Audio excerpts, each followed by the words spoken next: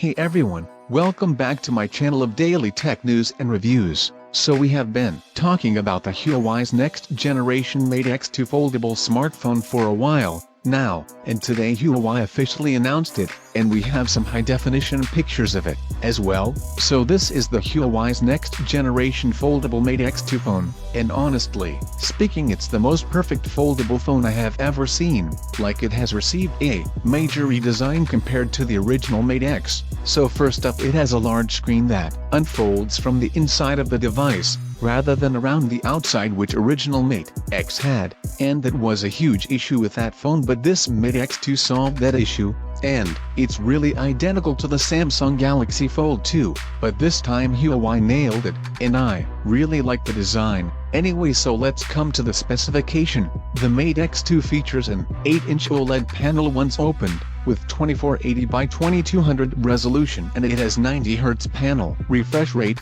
and the most perfect part in this panel is that it doesn't have creases between it compared to the predecessor model or other foldable smartphone. Like, there is no ultra-thin glass used in the Huawei Mate X2, but Huawei used a new liquid metal hinge technology which basically minimized the creases between the display to give you a gap less creaseless, which is amazing. And you know what? This technology allows the phone to be closed seamlessly without a gap. Huawei even compared it with the Samsung Galaxy Z Fold 2. And you can see that the Mate X2 is the winner here. Anyway, if you want to use the phone in closed position, you still have a secondary 6.45-inch 90 Hz refresh rate OLED panel as well, and it does have a dual punch hole cameras for selfies. That's why I told you in the beginning the Mate X2 is the most perfect foldable phone right now. Moreover, if we talk about the cameras of this phone, the camera array is likely similar to Huawei P40 series, with Leica Optics collaboration.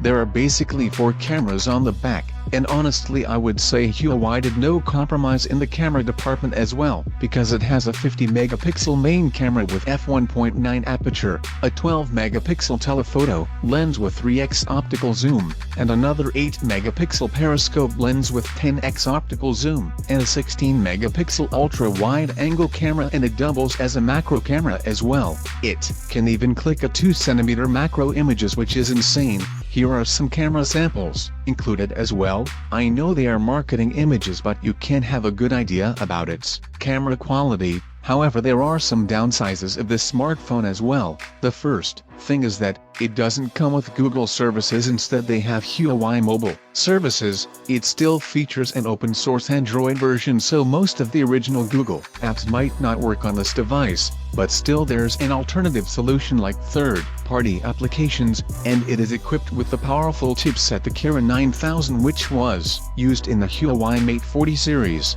with 8GB of RAM plus 256 or 512GB storage. It also packed with 4500 mAh battery capacity that support Huawei Super Charge of 55 watts.